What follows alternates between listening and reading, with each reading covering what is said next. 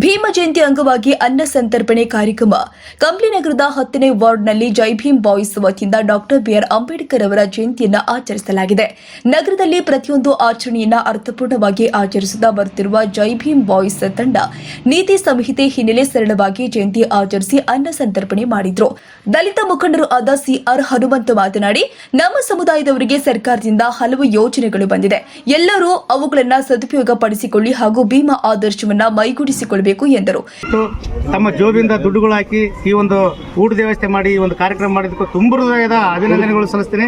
ಯಾಕಂದ್ರೆ ಇಂಥ ಕಾರ್ಯಕ್ರಮಗಳು ಮರೆಮಾಚಕೈತೆ. ಬರೇ ಗಣೇಶನ ಕುಂದರ್ಸು, ಪೀರುಲ್ ದೇವ್ರನ್ನ ಕುಂದರ್ಸಂಗ ಆಗ ಪರಿಸ್ಥಿತಿ ಬಂದಿದೆ. ಇವತ್ತು ನೀವು ಅಂಬೇಡ್ಕರ್ನ ಎದು ಕುಂದರ್ಸ್ಬೇಕಂದ್ರೆ ಇವತ್ತು ನಾವು ಈ ರೀತಿ ಡ್ರೆಸ್ ಮಾಡ್ಕೊಂಡು 2 ಸಾರಿ ಕೌನ್ಸಿಲರ್ಗಳು 3 ಸಾರಿ ಕೌನ್ಸಿಲರ್ಗಳಾಗಿ ಬಂದರೆ ಆತ ನೀಡಿದಂಥ ಸಂವಿಧಾನ. ಇವತ್ತು ನಾವು ಕಡು ಬಡವರು ಇರ್ಬೋದು, ಆದರೆ ಸರ್ಕಾರದ ಹಣಗಳು ಬೇಕಾದಷ್ಟಿದ್ದಾವೆ.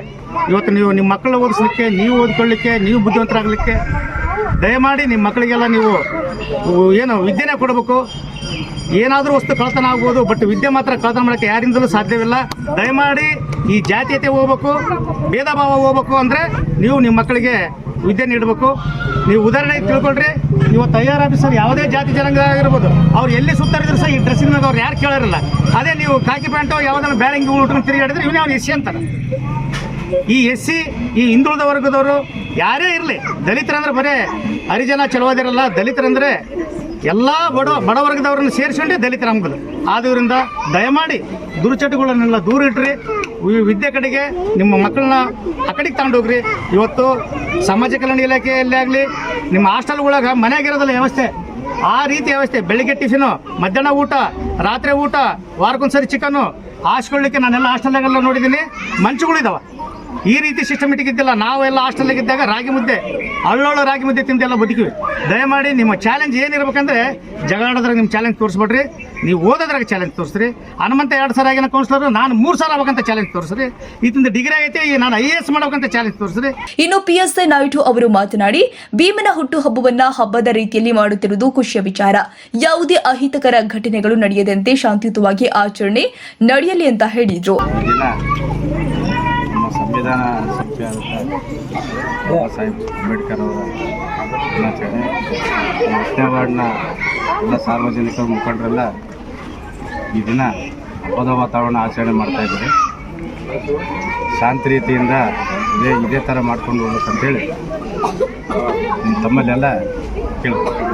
ಬಾಬಾ ಸಾಹೇಬ್ ಅಂಬೇಡ್ಕರ್ ಜಯಂತಿಯ ಶುಭಾಶಯನ ತಿಳಿಸ್ತಾ 1891 ಏಪ್ರಿಲ್ 14ರಂದು ಮಹಾರಾಷ್ಟ್ರದ ರತ್ನಗಿರಿ ಎಂಬ ಜಿಲ್ಲೆಯ ಅಂಬವಾಡಿ ಎಂಬ ಒಂದು ಸಣ್ಣ ಗ್ರಾಮದಲ್ಲಿ ಜನಿಸಿರ್ತಕ್ಕಂಥ ಬಾಬಾ ಸಾಹೇಬ್ ಅಂಬೇಡ್ಕರ್ ಅವರು ತಮ್ಮ ತಂದೆ ತಾಯಿಯ 14ನೇ ಮಗನಾಗಿ ಹುಟ್ಟಿರ್ತಕ್ಕಂಥ ಬಾಬಾ ಸಾಹೇಬರು ಇವತ್ತು ಅವರನ್ನು ಯಾರು ನೆನೆಸದೆ ತಮ್ಮ ಪಂಗಳವನ್ನು ತಿಂತಕ್ಕಂಥ ಪರಿಸ್ಥಿತಿಯನ್ನು ಇವತ್ತು ನಾವು ನೋಡಿದ್ದೀವಿ. ಅವರ ಹೆಸರನ್ನು ಹೇಳ್ಕೊತಕ್ಕಂಥ ಪಂಗಳವನ್ನು ತಿನ್ಕೊಂಡು ಅವರ ಹೆಸರನ್ನು ಮರೆಮಾಚ್ತಕ್ಕಂಥ ಜನಾಂಗವನ್ನು ನಾವು ನೋಡಿದ್ದೀವಿ.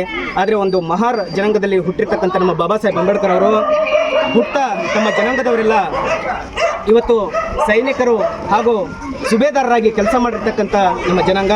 ಆದರೆ ಬಾಬಾ ಸಾಹೇಬ್ರನ್ನ ನೆನೆಸ್ಕೊಂಡು ಇವತ್ತು ನಾವೇನಾದರೂ ಅವರ ಮೀಸಲಾತಿಯಲ್ಲಿ ಏನಾದರೂ ಬದುಕ್ತಾ ಇದ್ದೀವಿ ಅಂತಂದರೆ ಅವರಿಗೇನಾದರೂ ಗೌರವವನ್ನು ಸಮರ್ಪಣೆ ಮಾಡಬೇಕು ಅಂತಂದರೆ ನಾವು ಅವರಿಗೆ ಜನ್ಮದಿನ ಆಗಿರಲಿ ಅಥವಾ ಪರಿನಿಬ್ಬನ ದಿನವಾಗಿರಲಿ ಅವರ ಕಾರ್ಯಕ್ರಮವನ್ನು ಒಂದು ವ್ಯವಸ್ಥಿತವಾಗಿ ಅರ್ಥಪೂರ್ಣವಾಗಿ ಕಾರ್ಯಕ್ರಮವನ್ನು ಮಾಡಬೇಕಾದ್ರೆ ಈ ಕಾರ್ಯಕ್ರಮಗಳನ್ನು ಮಾಡಲೇಬೇಕಾಗಿರ್ತಕ್ಕಂಥ ಒಂದು ಸಂದರ್ಭದಲ್ಲಿ ತಮ್ಮ ವೈಯಕ್ತಿಕ ಹಣವನ್ನು ಖರ್ಚು ಮಾಡಿ, ತಮ್ಮ ಜೇಬಲ್ಲಿರ್ತಕ್ಕಂಥ ಖರ್ಚನ್ನು ಮಾಡಿ, ಹಣವನ್ನು ಖರ್ಚು ಮಾಡಿ ಇವತ್ತು ಕಾರ್ಯಕ್ರಮವನ್ನು ಆರ್ಗನೈಸ್ ಮಾಡಿರ್ತಕ್ಕಂಥ ಇವರು ನಿಜವಾಗಿರ್ತಕ್ಕಂಥ ಸೈನಿಕರು.